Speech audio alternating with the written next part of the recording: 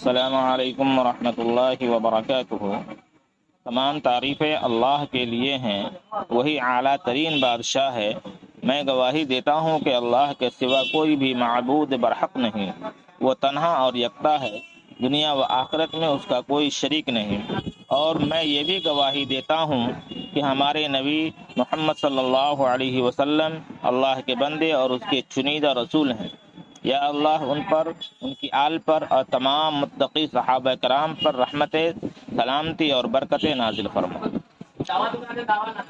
اسلامی بھائیوں، information technology میں ہونے والی حیرت انگیز ترقی کے سائے تلے منہجی غلطیاں بڑھتی چلی جا رہی ہیں۔ لوگوں میں دین اور اعلیٰ اخلاقی اقدار کے خلاف خطرناک امور سامنے آ رہے ہیں، اور حقیقت یہی ہے کہ جب بھی وحی سے ہٹ کر اظہار رائے اور فکر پیش کرنے کا موقع انسان کو دیا جائے تو ایسے ہی ہوتا ہے۔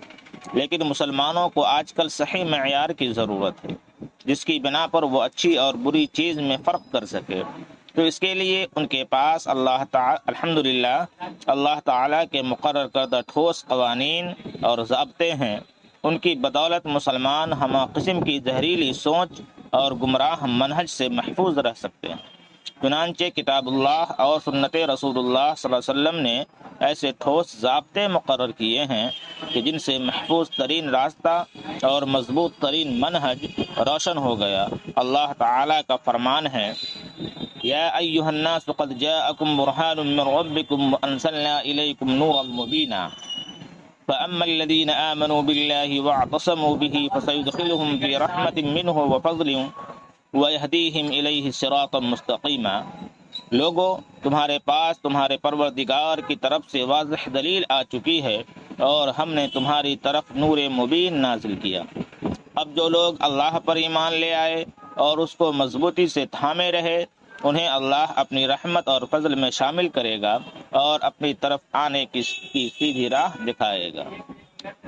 محترم سامعین کرام، تو آئیے آگے ہم شریعت پر عمل کرنے کے کیا فائدے ہیں اور نہ عمل کرنے کے کیا نقصانات ہیں، اس موضوع پر آپ کے سامنے حضرت مولانا خلیل الرحمن سجاد نعمانی صاحب کو آپ کے سامنے پیش کر رہے ہیں۔ عام طور پر یہ سمجھا جاتا ہے، خاص طور پر ہمارے اس دور میں، کہ دین پر چلنے کا جو اصل فائدہ ہے وہ آخرت میں ملے گا، مرنے کے بعد۔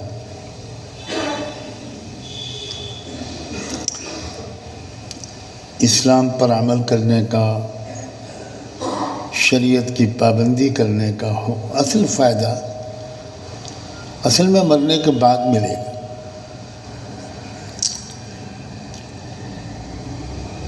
ورنہ دنیا میں تو ذرا دقت ہوگی، پریشانی ہوگی، مشکل ہوگی،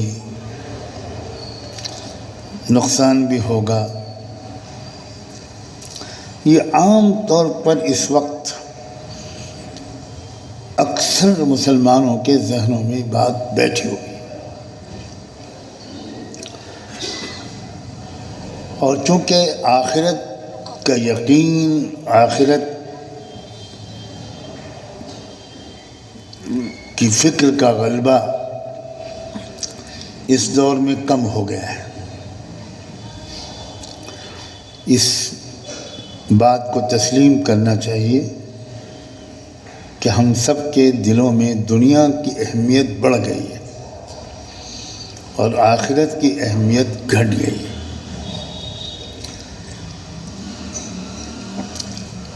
اب شیطان اور ماحول کے اثر سے یہ سوچ بالکل عام ہو گئی ہے کہ بھئی اللہ تو بہت معاف کرنے والے ہیں، آخرت میں تو معاف کر ہی دیں گے، بڑے غفور الرحیم۔ یہاں مسئلہ یہ ہے کہ یہاں تو بھئی دین پر چلنا بہت مشکل ہے، یہاں تو جھوٹ بولنا پڑے گا، رشوت دینی پڑے گی، رشوت لینی پڑے گی، دھوکہ دینا پڑے گا، کاروبار میں کچھ نہ کچھ گڑبڑ کرنی پڑے گی۔ عام طور سے اگر میں کہوں کہ غالب اکثریت کا ہمارا یہی حال ہے۔ اور ٹھیک ہے بھئی، آخرت نہیں، انشاءاللہ اللہ تعالیٰ معاف فرما دیں، یہ خیال ہے۔ اتنا غلط خیال ہے کہ کن لفظوں میں اس کی غلطی کو واضح کیا جائے کہ ہم سب کے ذہنوں سے ہمیشہ کے لیے یہ غلط فہمی بالکل نکل جائے۔ اسلام عجیب و غریب معاملہ ہے اسلام کا کہ صرف آخرت کی کامیابی کا تعلق اسلام سے نہیں ہے۔ پہلے دنیا میں کامیابی ملتی ہے، پھر آخرت میں ملتی ہے۔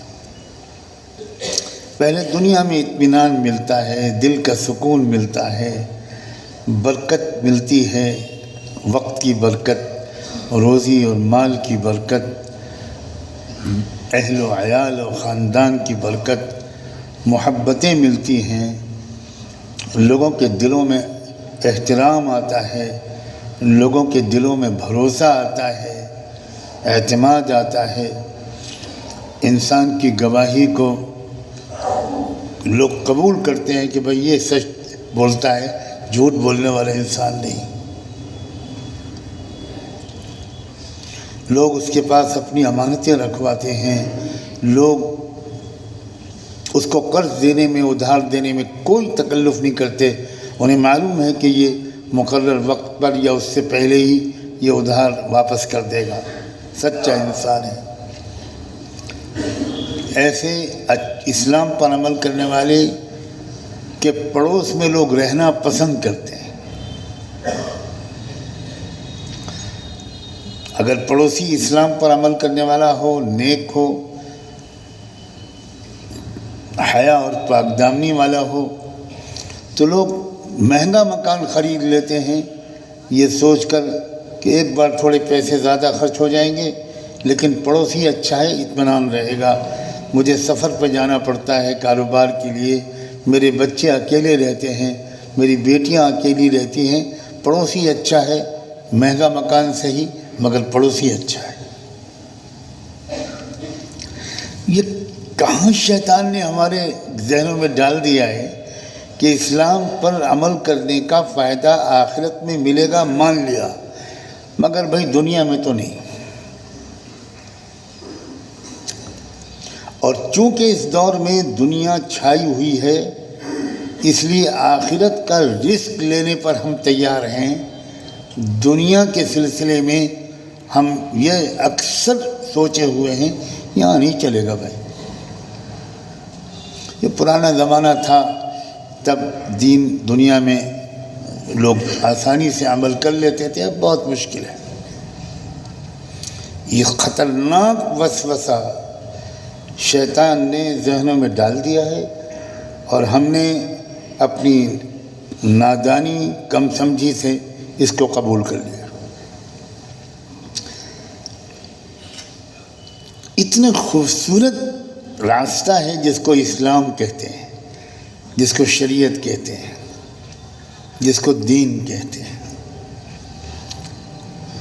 اتنے شفقت کرنے والے رہبر کا بتایا ہوا ہے، رحمت دو عالم سیدنا محمد رسول اللہ، جن کو بے پناہ محبت تھی۔ اتنی باتیں انہوں نے ہم کو بتائی ہیں جن کا بعض کا تعلق تو آخرت سے ہے ہی نہیں۔ آپ سوچیں ذرا، آپ نے یہ بتایا کہ چھت پر اگر سویا کرو اپنے مکان کی تو کنارے مت سویا کرو۔ آپ غور کریں، ابن ماجہ کی روایت ہے کہ چھت پر سویا کرو تو کنارے مت سویا کرو، سوتے میں کہیں کروٹ بدلو، بے خبری میں نیچے گر جاؤ گے، اس کے آخرت سے کیا تعلق؟ یہ تو ایک انتہائی شفیق باپ ہے، ماں ہے، جو بیٹے کو کہتی بیٹا ادھر سو، یہاں مت سو۔ اللہ کے رسول کو اس کی فکر ہے کہ میرا امتی یا کوئی انسان وہ بیچارہ گر نہ جائے۔ آپ کیا فرماتے ہیں؟ آپ یہ فرماتے ہیں کہ دیکھو جب سویا کرو تو جو گھر میں تمہارا چراغ جل رہا ہے اسے بجھا دیا کرو۔ اس کا کیا تعلق ہے آخرت سے؟ یہ کس نے کہا ہے کہ اسلام صرف آخرت میں کام آئے گا؟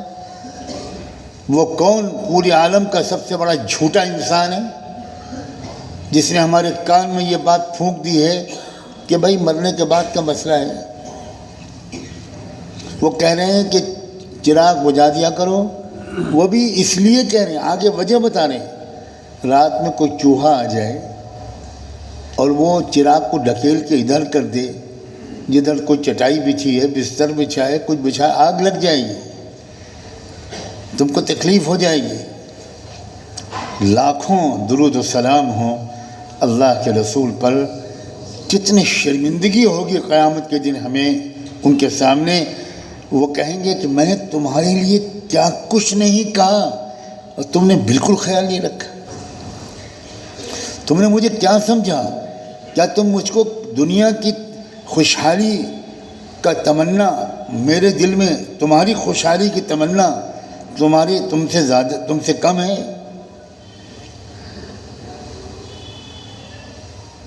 یہاں تک کہہ گئے کہ تم کبھی کسی جانور کو چرانے نکلو، اپنے اونٹ کو، گائے کو، بکری کو، کسی کو، تو کسی دوسرے کی پرائیویٹ اگر کوئی کھیت ہے، چراگاہ ہے، تو اس کے قریب مت جایا کرو، تھوڑا دور رکھو،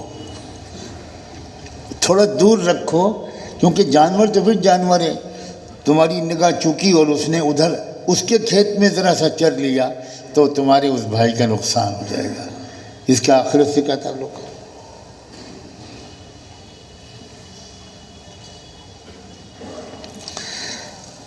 آپ سوچو ذرا، کیا سمجھا ہے ہم نے اسلام کو؟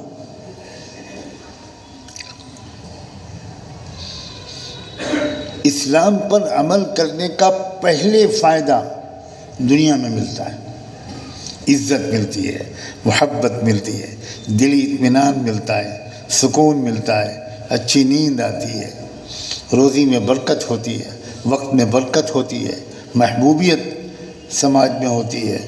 دو لوگ اپنے جھگڑے کو چکانے آتے ہیں اس آدمی کے پاس جو اسلام پر عمل کرتا ہے، کہتا ہے ہمارے ان کے درمیان اختلاف ہو گیا ہے، آپ جو فیصلہ کریں گے ہم مان جائیں گے۔ فائدے ہی فائدے، دنیا میں فائدے۔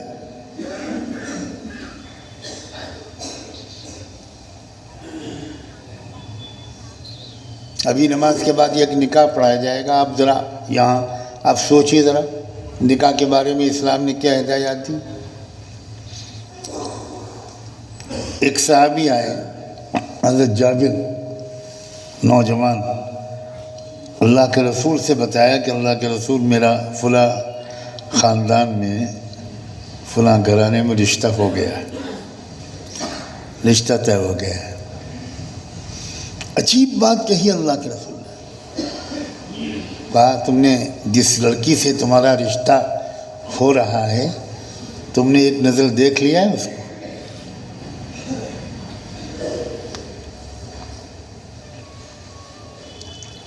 انہوں نے کہا کہ نہیں اللہ کے رسول میں نے دیکھا تو نہیں۔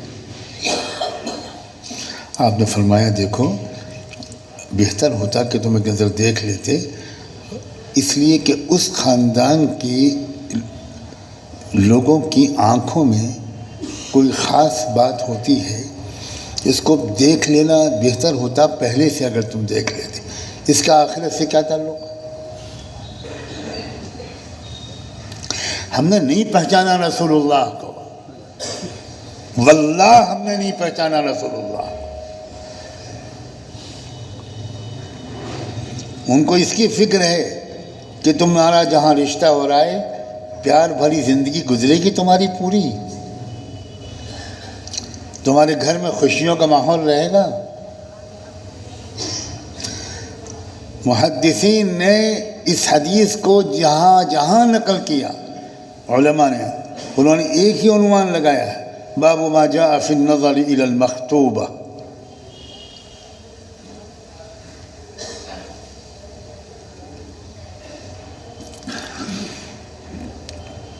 آپ کو اس بات کی فکر ہے گھر میں خوشیاں ہوں، اسی لیے تو آپ نے ایک گل بتایا کہ دیکھو مال کو دیکھ کر رشتہ مت کرنا، دولت کو دیکھ کر رشتہ مت پسند کرنا، صرف خوبصورتی کو دیکھ کر رشتہ مت پسند کرنا، خاندان کو دیکھ کر، نسل اور ذات برادری کو دیکھ کر رشتہ مت پسند کرنا، کردار کو دیکھ کر، اخلاق کو دیکھ کر رشتہ پسند کرنا. فاظفر بذات الدین تربت یداک.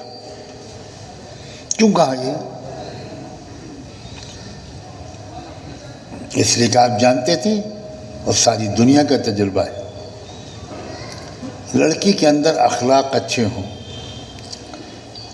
مسکراہٹ کا مزاج ہو، خوش رہے اور خوش رکھے، گھر کے ماحول میں خوشیاں رہیں، نہ ساس سے کوئی جھگڑا نہ نند سے کوئی جھگڑا، نہایت اچھے اخلاق کی، میٹھے بول والی، خدمت کا مزاج رکھتی ہو، ضدی غصے ور جھگڑے والی نہ ہو، چاہے جتنی خوبصورت ہو. اگر اخلاق اچھے نہیں ہوں گے تو بہت جلدی جھگڑا شروع ہوگا. گھر میں تلخیاں ہوں گی، کڑواہٹیں ہوں گی، مسائل پیدا ہوں گے، خاندان میں پھوٹ پڑے گی، بٹوارا ہوگا گھر میں، بوڑھے ساس سسر کی خدمت کرنے سے انکار کرے گی، پتہ نہیں کیا کیا مسائل ہوں گے. لاؤ حسن کو دیکھ کر لاؤ، مال کو دولت کو دیکھ کر لاؤ. شفقت اور محبت کی انتہا ہے رسول اللہ کی. کس نے کہا ہے کہ ان کی باتیں ماننے سے صرف آخرت میں فائدہ ہوگا؟ یہ کہاں سے شیطان نے ہمارے ذہن میں بات ڈال دی؟ الصدق ینجی والکذب یہلک. ہر معاملے میں دنیا اور آخرت دونوں. ربنا آتنا فی الدنیا حسنہ وفی الآخرۃ حسنہ.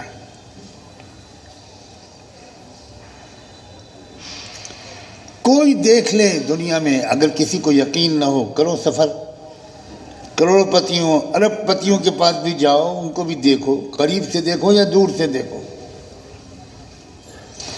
اور کسی اللہ کے سچے اللہ کے وفادار بندے کے پاس جاؤ.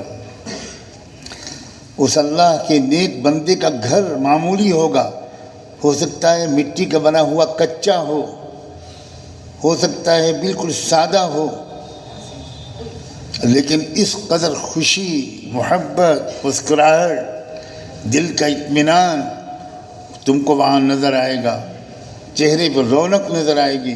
اور امیروں اور مالداروں کے پاس جاؤ، کاریں، بنگلے، اے سی، تمام چیزیں ہوں گی، بینک بیلنس، لیکن نہیں ہوگا تو دل کا سکون نہیں ہوگا، نہیں ہوگا تو دل کا اطمینان نہیں ہوگا، نہیں ہوگا تو خاندان میں آپس میں محبتیں نہیں ہوں گی.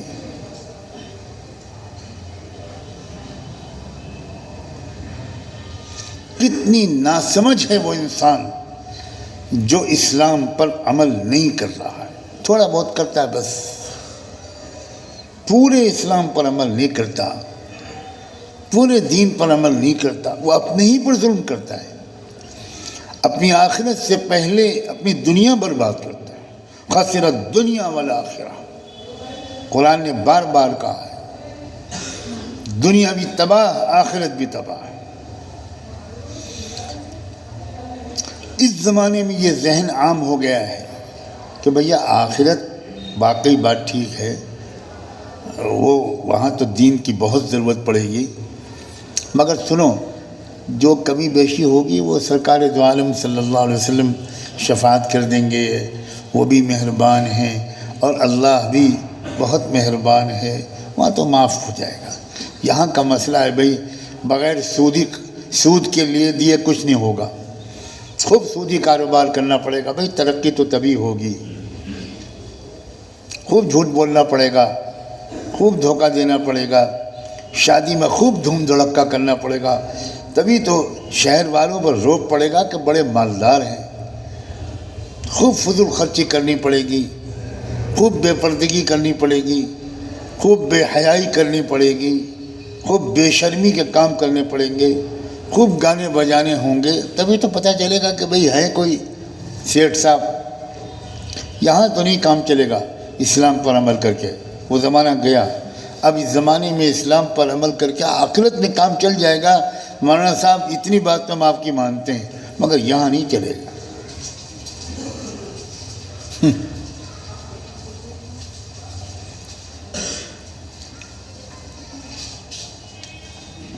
اللہ کے رسول صلی اللہ علیہ وسلم نے ایک دفعہ ارشاد فرمایا، الکیس من دان نفسہ وعمل لما بعد الموت۔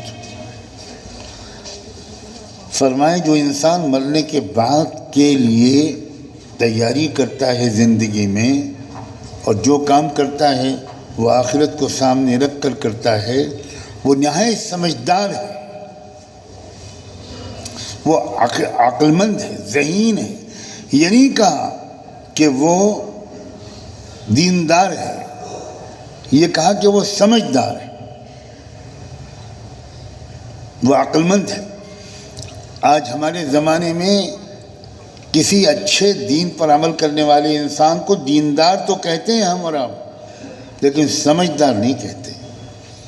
سمجھدار اسے کہتے ہیں جو بہت تیز ترار، چالاک، جھوٹا، مکار اور عیار ہو، جو چکنی چپڑی باتیں کر کے لوگوں کو دھوکہ دے،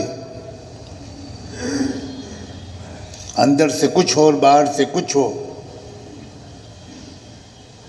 اس کو ہم سمجھتے ہیں کہ وہ بڑا سمجھدار ہے۔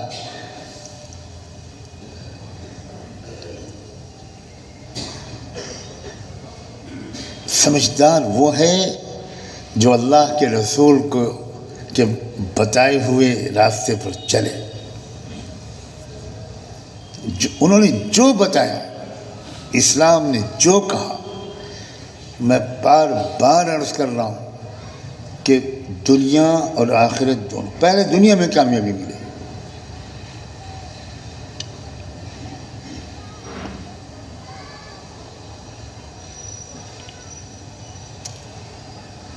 روشن مثالیں سینکڑوں موجود ہیں۔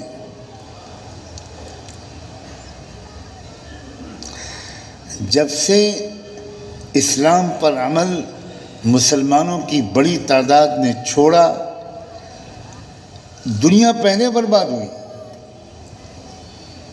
دنیا میں ذلت آ گئی، دنیا میں بیچارگی آ گئی، دنیا میں محکومیت آ گئی، اقوام عالم سے ڈرنے لگے ہم۔ پہلے اقوام عالم پر ہمارا روب پڑتا تھا، اس وقت مال نہیں تھا پاس میں، ہم دولت مند نہیں تھے، حکومتیں بھی ہمارے پاس نہیں تھیں، طاقت نہیں تھی، پھٹے پرانے کپڑے پہنتے تھے پیمند لگائے ہوئے، ہتھیار تک نہیں ہوتے تھے، سواریاں نہیں ہوتی تھیں، اور سپر پاورز ان فقیر منش صحابہ کرام سے کانپتی تھی، اس لیے کہ اسلام ان کے اندر تھا۔ پیارے عزیز نوجوانوں، اس راز کو سمجھو، خدا کے لیے اس بات کو سمجھو۔ وہ گھرانے دیکھ لو جن گھرانوں میں رشتے دین کی بنیاد پر ہوتے ہیں، کتنی خوشیاں، کتنی برکتیں، کتنی محبتیں، کتنی ترقی، معاشی ترقی۔ یہ اللہ تعالیٰ نے خود قرآن میں کہا ہے، نکاح کے تعلق سے کہا ہے کہ اللہ تعالیٰ کس قدر برکتیں عطا فرمائیں گے۔ لوگ کنیکٹ نہیں کرتے اس چیز کو اس سے۔ کسی صحیح نیت کے ساتھ صحیح لڑکے اور لڑکی کا نکاح جب ہوتا ہے، بالکل صحیح انتخاب ہوتا ہے، اس کے بعد دھیرے دھیرے دھیرے دھیرے معاشی ترقی شروع ہوتی ہے، خوب آمدنی بڑھتی ہے۔ لیکن چونکہ ہم قرآن کے بتائے ہوئے باتوں کو جانتے ہی نہیں اپنی جہالت کی وجہ سے، تو ہم اس معاشی ترقی کو اس سے نہیں جوڑتے کہ یہ ترقی اس رشتے کی برکت سے ہوئی ہے۔ جو رشتہ دین کی بنیاد پر ہوا، تقوی کی بنیاد پر ہوا، حیا اور پاک دامی کی بنیاد پر ہوا۔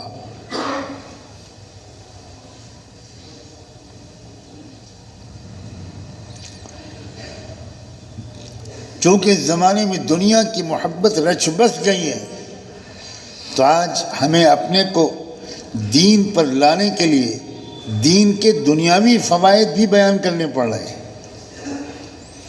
ایک زمانہ تھا کہ آخرت پر یقین اس قدر غالب تھا کہ دنیا کے فائدے بیان کرنے کی ضرورت ہی نہیں ہوتی تھی، تھوڑا بہت اشارے ہو جاتے تھے، بس آخرت کے شوق دلایا اور آدمی نے طے کر لیا، بس، کیونکہ یقین ہوتا تھا کہ ہاں اصل تو زندگی آخرت کی ہے، جو خوشیاں وہاں ملیں گے، جو جنتیں، جو باغات، جو کھانے پینے، لذتیں، سرور، مستی، پابندیاں کچھ نہیں، فرائض کچھ نہیں، چھٹی خوب کھا پیو، کوئی بیماری کا خطرہ نہیں، کوئی حساب کتاب نہیں، کوئی سوال جواب نہیں۔ یہ آخرت کے بیان کے بعد لوگوں کو دنیاوی فائدے زیادہ سننے کی ضرورت ہی نہیں ہوتی تھی۔ کبھی کبھی تو بات الٹی ہو جاتی تھی۔ میدان جنگ میں ایک صحابی ہیں، مصروف ہیں جنگ میں، اور ان کو بھوک لگ رہی ہے۔ انہوں نے کھجور ان کے پاس سے، ان کا جلدی سے میں 2-4 کھجوریں کھا لوں تاکہ انرجی اور طاقت آ جائے اور میں پھر اور قوت سے لڑ سکوں۔ ادھر وہ کھجور کھا رہے ہیں اور ادھر کان میں آواز آتی ہے، کون ہے جو اس پہاڑ کے پیچھے، اس پہاڑ کے پیچھے میں جنت دیکھ رہا ہوں، میں جنت دیکھ رہا ہوں اس پہاڑ کے پیچھے۔ ان کے کان میں آواز پڑتی ہے، وہ کھجور پھینک دیتے ہیں اور کیا کہتے ہیں، انہا لحیات طویلہ، اگر میں 2-4 کھجور اور کھاؤں گا تو دیر ہو جائے گی، اور وہ فوراً میدان میں گھستے ہیں اور شہادت ان کے نصیب میں آ جاتی ہے، کامیاب ہو گئے۔ آخرت کی اس قدر غلبہ تھا، اس قدر شوق آ گیا تھا کہ آخرت جلدی جانے کے لیے وہ 2-4 کھجوریں بھی نہیں کھا سکتے۔ یہ ایک اعلیٰ ترین درجہ ہوتا ہے ایمان کا، جس میں دنیاوی فائدوں کے زیادہ سنانے اور بتانے کی ضرورت بھی نہیں ہوتی، اس قدر یقین ہوتا ہے جیسے اپنی آنکھوں سے آدمی دیکھتا ہے۔ سیدنا علی رضی اللہ تعالیٰ عنہ اپنی آنکھوں سے دیکھنے لگے تھے، کہتے تھے کہ مجھے تو ایسا نظر آتا ہے، میں دیکھ رہا ہوں کہ جنت میں لوگ ایک دوسرے سے ملاقاتیں کر رہے ہیں، خوشیاں منا رہے ہیں، اور جہنمی چیخ چلا رہے ہیں، میں آنکھوں سے دیکھ رہا ہوں، کانوں سے سن رہا ہوں۔ ہمیں اعتراف ہے کہ ہمارے اندر آخرت پر وہ یقین نہیں ہے۔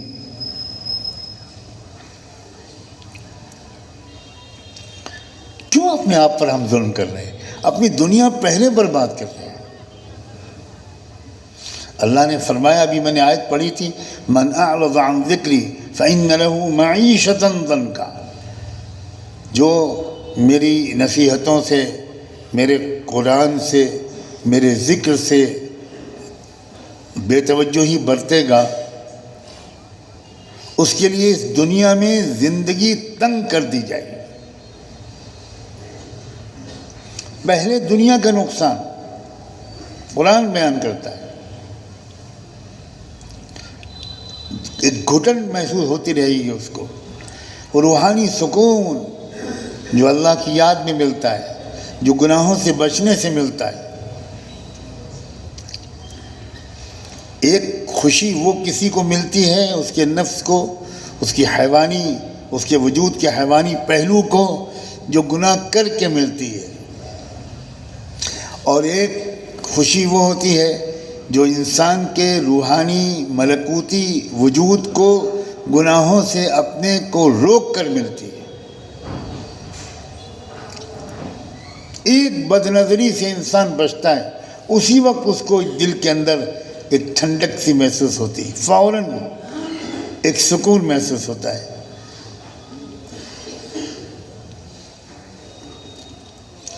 جو لوگ ان باتوں کو سمجھتے ہیں وہ خود ان پر عمل بھی کرتے ہیں اور اپنے بچوں اور بچیوں کی تربیت بھی کرتے ہیں۔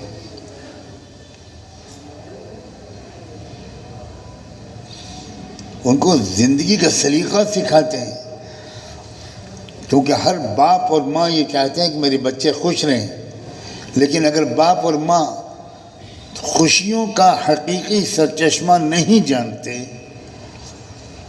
روحانی اطمینان، قلبی سکون کیسے ملتا ہے، کہاں سے ملتا ہے، اس کے راز کو اگر نہیں سمجھتے یا کم سمجھتے ہیں تو اپنے بچوں کو صحیح طور پر وہ ان کی تربیت نہیں کر سکتے۔ یہی زمانے کی ایک وبا ہے۔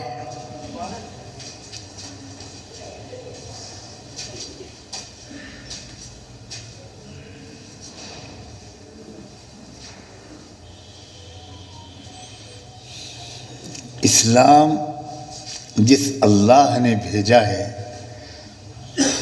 اللہ مجھے اور آپ سب کو اور ہر بندے اور بندی کو دنیا میں بھی خوش دیکھنا چاہتا ہے۔ یہ بدگمانی اللہ سے نہیں کرنی چاہیے کہ اللہ صرف آخرت میں خوش دیکھنا چاہتے، بہت بڑی غلط فہمی ہے۔ ہم زبان سے یا دل دماغ سے اپنے شفیق پروردگار پر الزام لگاتے ہیں کہ اس نے مشکل راستہ بتا دیا، مشکل دین دے دیا، شریعت پر عمل نہیں ہو سکتا اس زمانے میں۔ زمانے کے فطری قانون کبھی نہیں بدلا کرتے، کبھی نہیں بدلا کرتے۔ کھانا پہلے بھی آگ پر پکتا تھا، آج بھی آگ ہی پر پکتا ہے۔ یہ زمانے کے جو فطری قانون ہوتے ہیں وہ ہمیشہ ایک سے رہتے ہیں۔ سچ بولنا، بڑوں کا ادب کرنا، میٹھی آواز میں بات کرنا، نرم گفتاری، غلطیوں کو معاف کرنا، وعدہ پورا کرنا، کسی کا دل نہ دکھانا، اپنی نگاہوں کو کنٹرول میں رکھنا، اپنے غصے کو قابو میں کرنا، بدلہ نہ لینا، وقت کی پابندی کرنا، وعدہ پورا کرنا، غربت اور جہالت، معاشرے کی غربت اور جہالت کو دور کرنے کے لیے کچھ نہ کچھ کوشش کرنا، کسی کو حقیر نہ سمجھنا،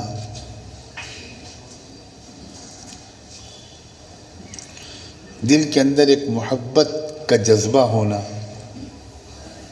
خیر خواہی، ہر ایک کا بھلا چاہنا، کسی کی ترقی دیکھ کر جلنا۔ تمہارے جلنے سے، میرے جلنے سے کسی کی ترقی رکے گی نہیں۔ ہاں، کسی کی ترقی دیکھ کر خوش ہونا، دل سے خوش ہونا۔ اتنی بڑی مصیبت ہے کہ آج بھائی بھائی کی ترقی نہیں دیکھ پا رہا ہے۔ گھر گھر میں جھگڑے ہیں، حسد ہے، جلن ہے، آپس کی پھوٹ ہے۔ ہم نے یہ سمجھا کہ ہم نماز پڑھ لیتے ہیں، ہم دیندار بن گئے، ہم کرتا پاجامہ ٹوپی ہے ہماری، ہم دیندار بن گئے۔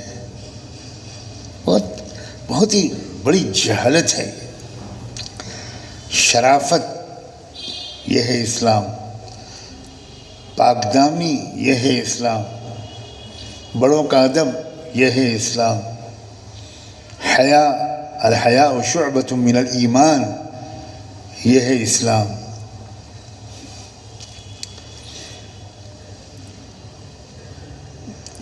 اپنی ماں کو خوش کرنا، احسان ماننا، خدمت کرنا، دعائیں لینا، اپنی کامیابیوں اور ترقیوں کا ذمہ دار اصل کریڈٹ ماں کو دینا، باپ کو دینا، ان کی تربیت اور دعاؤں کو دینا، ان کی تمناؤں کو دینا۔ چاہے جتنے بڑے آپ آدمی بن جائیں، لیکن اپنی ماں کے سامنے چھوٹے بچے بنے رہیے۔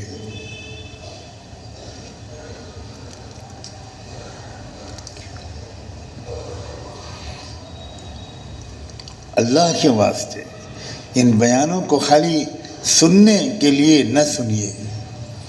اچھا لگتا ہے، بیان سنتے ہیں بہت شوق سے، ایک ایک بات پر کوشش کیجئے کہ وہ زندگی میں داخل ہو جائے، ایک ایک بات۔ ابھی آپ حضرت مولانا خلیل الرحمن سجاد نعمانی رحمۃ اللہ علیہ سے تقریر سماعت فرما رہے تھے۔ تو اللہ اگر انسانوں کو اس دنیا میں خوشحال رہنا ہے تو اسلامی تاریخ کو اپنانا ہوگا، بغیر اس کے اپنائے ہوئے خوشحال زندگی گزارنا ناممکن ہے۔